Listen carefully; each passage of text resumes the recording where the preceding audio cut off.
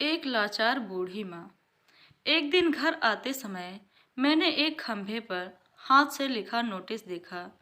जिज्ञासावश मैं पास गया और नोटिस पढ़ने लगा। नोटिस में लिखा था कि मेरे 50 रुपये इस रास्ते पर कहीं गिरकर खो गए हैं। अगर किसी को वो नोट मिल जाए तो मुझे इस पते पर आकर दे दें। मुझे आंखों से ठीक से दिखाई नहीं देता है। आपकी बहुत मेहरबानी होगी।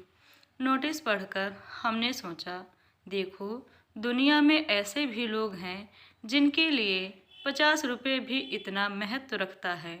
खोजते हुए मैं नोटिस पर लिखे पते पर पहुंचा तो टूटी झोपड़ी के बाहर एक कमजोर बुढ़िया को बैठे देखा।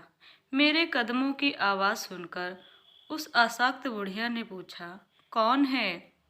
मैंने कहा, अम्मा, मैं आपके वो 50 रुपये देने आया हूँ जो सड़क पर गिर गए थे।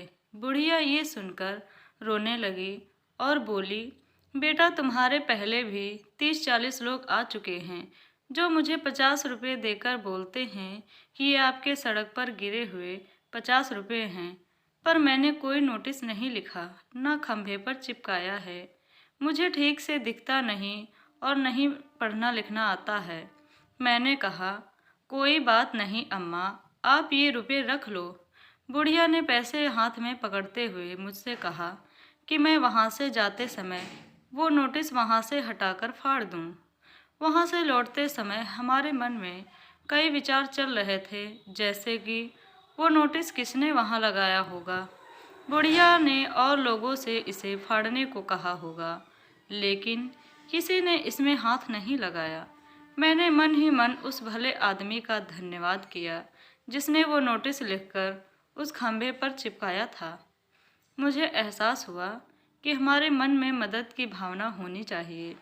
उसे पूरा करने के कई सारे रास्ते निकाले जा सकते हैं। वो भला आदमी भी बस बुढ़िया की मदद करना चाहता होगा।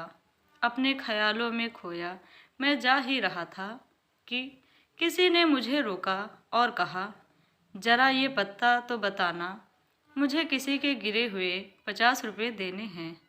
मुझे लगा मुझे भी मदद करने का एक मौका मिला है और मैंने तुरंत उस आदमी को बुढ़िया के घर का रास्ता बता दिया।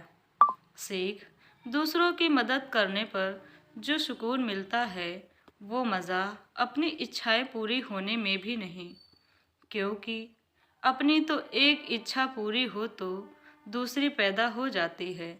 दोस्तों, आपको हमारी कहानी कैसी लगी? प्लीज़ हमें कमेंट करके ज़रूर बताएं। धन्यवाद।